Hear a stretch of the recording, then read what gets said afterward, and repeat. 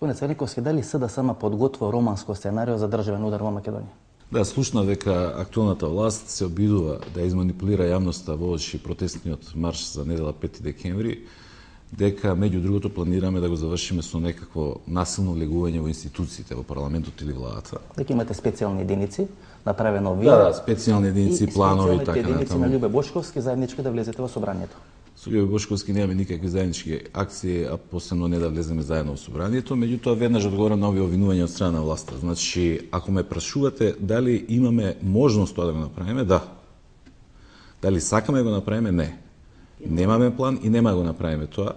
Социјалдемократскиот сојуз е одговорна политичка партија, ние знаеме што е добро, што е лошо за државата и ние нашата политичка битка, или поточно речено битката на народот за промена на оваа власт, ќе ја водиме низ институциите на системот, завршно со организирање на предвремени парламентарни избори. Вие сте искусен политичар и на вака нервозна влада, која го покажува тоа свое незадоволство, нервоза или што или уште не, вие веќе 50.000 луѓе на улица. Значи, тоа е дополнителна каписла или дополнителен бензин на огонот кој веќе постои во Република Македонија, кога двете политички структури се толку поларизирани што фали само искра да тоа се претвори во оган.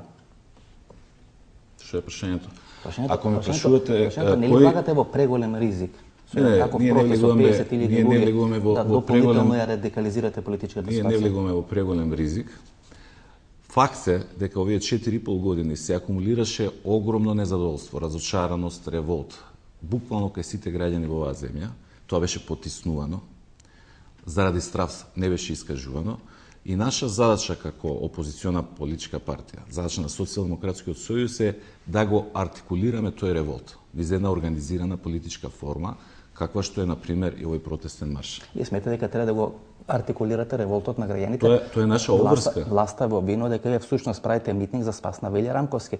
И дека митингот е всушност поместа, не знам, од 16 или кој на 4 или на 5 за спас на Велја Рамковски. И дека СДСМ е всушност приватна партија на Велја Рамковски. Тоа е втората манипулација на актуелната власт и на нивните медиумски мегафони. И веднаш да расчистиме со тоа, Социјалдемократскиот сојуз нити го штити, нити го поддржува, нити стои зад Велја Рамковски. Кој е тогаш мотивот на СДСМ? Вие реално проценувате дека нема да има предвремени избори, барем до завршување на пописот. Правите митинг на 27-ми, правите митинг сега, 50.000 луѓе вајте на улица, ги подгревате очекувањата кај вашето членство дека нешто може да се случи. Кој е мотивот на СДСМ целото тоа да го направи, бидејќи власта вели џабе му е на СДСМ што вади 50.000 луѓе на улица, кој не може да дојде до промена на власта, кој не и така водиме на анкетите, кој не и така победуваме на 5 избори ред по ред. Има едноставен начин да видиме дали анкетите се точни. Додиме на предвремени избори. Да му дозволиме на народот сам да одлучи. Ако навистина Груевски им верува на анкетите, ако толку е убеден дека има поддршката од народот, зошто тогаш да не се соочи и тој и ние со народот? Тоа е нашиот предизвик до власта, а би рекол тоа е потребата на Република Македонија и на овој народ. Во оваа безперспективност. Господин Црниковски, свесни ли сте која зоврина политичка ситуација има денес на теренот?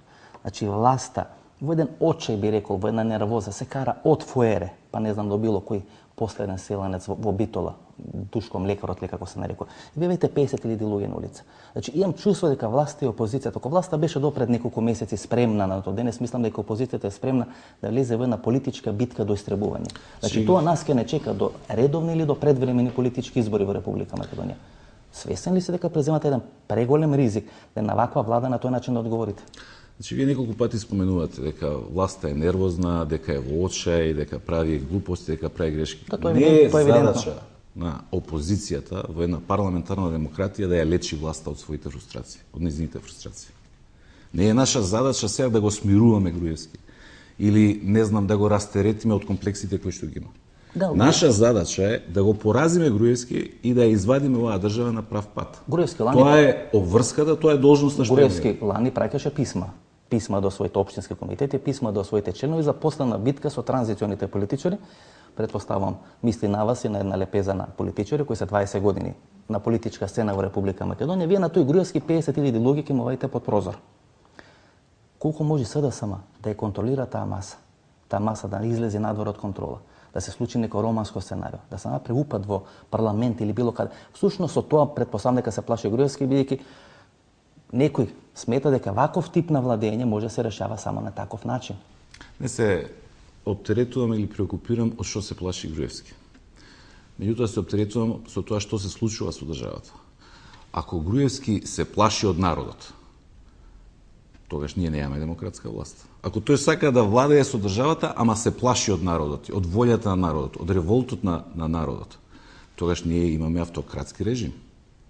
И не е случајно тогаш зашто тој воглавно ги користи репресивните механизми, полиции, инспекции, закани, притисоци. Или смета дека со тој режим треба така да се расчистите преку масовни протести, преку 50.000 луѓе на улица? Одговорна политичка партија. На крајот на краиштата, оваа партија, Социјалдемократскиот сојуз, се вгради во создавањето и градењето на институциите на Независна Република Македонија. Не е наша цел ние да ги рушиме тие институции или насилно да влегуваме во нив. Ако велите дека има неодговорна власт, како тогаш вие одговорно ќе срушите таа власт од власта во Република Македонија? Предпоставам дека логичен одговор на неодговорна власт е опозицијата на неодговорен начин да се бори со таа власт, условно речено. Не, ние нема се надпреваруваме со Груевски и со ВМРО ДПМН во неодговорност. Ние нема ги имитираме и нема бидеме несериозни какви што се тие. Социјалдемократскиот сојуз не може да го извади народот ако тој не е револтиран. Социјалдемократскиот сојуз не може да креира негативно мислење кон власта на Груевски ако нема многу длабоки причини кај секој човек во оваа земја тоа така да се чувствува и така да се гледа. Ако некој го креира револтот, тоа не е Социјалдемократскиот сојуз. Тоа е Груевски неговата власт. Ние само се обидуваме тоа да го артикулираме и во интерес на земјата, да го вратиме низ институциите на системот и како што реков, низ еден институт како што се предвремени парламентарни избори. Минатиот четврток се случија тие настани во еден телевизија со сериозни обвинувања дека СДСМ стоела зад организацијата на тие протести пред еден телевизија и дека се обидела да искористи таа ситуација во еден телевизија за поларизација на општеството.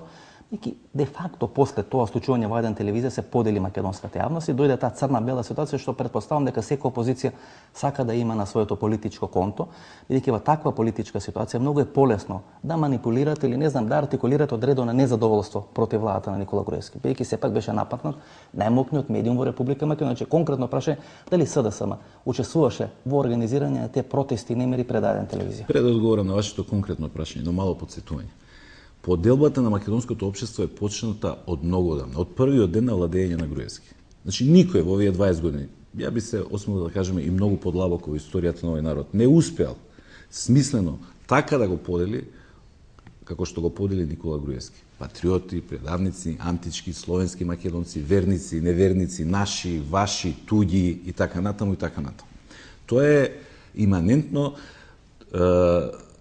однесување и би рекол основно гориво за да може да продолжи овој режим да функционира.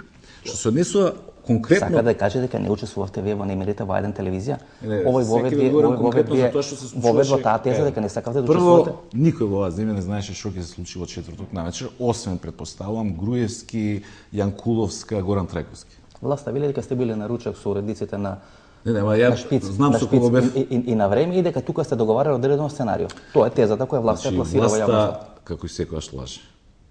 Јас бев на ручек истиот ден и тоа не само со уредниците на Шпиц и Време, туку и со уредниците на Дневник, на Вест, на Утрински вестник, на Алсат, беше поканета и уредничката на Телма. Значи многу поширок состав и разговаравме за многу други работи. И претпоставувате дека ако нешто се планирало или сме имали информација што ќе се случува од четврток навечер, ја немаше денот да го трошам и тие неколку сати во ресторан на заеднички ручек со одредена група на луѓе. Никој не знаеше од наша страна што ќе се случи во четврток навечер. Таа вечер, ако некој беше режисер, тоа беше Груевски. За жал, на Груевски беше катастрофално лош режисер. Сакаше да демонстрира сила, сакаше со полиција да ја покаже својата цврста тупаница во однос на еден која што се осмелила да ја критикува власта, го доби одговорот од народот. Тоа беше она што се случуваше во четврток навечер. Зеленковски, свесен ли сте за која нервозна политичка ситуација владе денес во Република Македонија? Пред 2 дена имаше во Дневник на насловна страна одредена вест дека се повикуваат луѓето во Македонија од некој центар во Австралија да извршат убиство врз вас. Значи тоа беше насловна страна во Дневник. Која лоша крв е пуштена во Република Македонија? Амбиентот за политичко делување е сведен на минимум. Значи тука мислам дека ќе дојде време кога преку дурбинот на нишаните ќе се гледате како политички противници. Не велам дека вие го правите, не велам дека Груевски го прави. Меѓутоа тоа е атмосферата денес во Република Македонија. Има сериозни закани за убиство на лидерот на опозицијата. Тоа не е нормален демократски амбиент. Се согласувам дека не е нормален. Ние немаме демократски амбиент. Ние немаме никаква демократија во оваа земја. Ние немаме ни институции на системот. И за жал, кредибилитетот на институциите не го рушише некој друг, туку оној кој што е најповикан да го брани.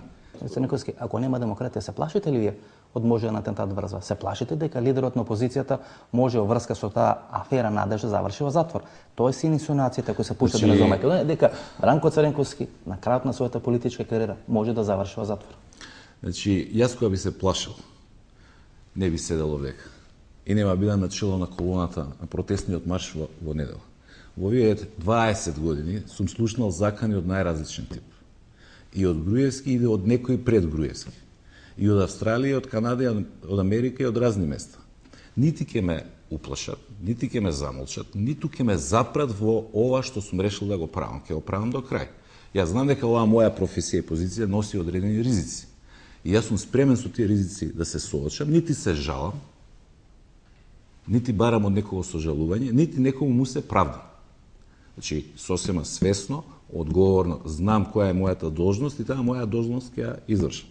За оние што се закануваат, како што се заканувале и во минатото, што може да ни порачам?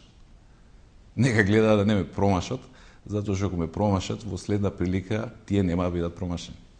Црниковски, во недела вајте 50.000 луѓе на улица. Многумина вела дека тоа што ќе се случи во недела, тоа е всушност таа операција Надеж, или таа афера Надеж. Бранко Црнковски на населен пат да земи власта во Република Македонија. Тоа ли е надежта која Бранко Црнковски сака да им даде на македонските граѓани? Најдиректно одговарам. Да, ова што се случува во недела е надеж.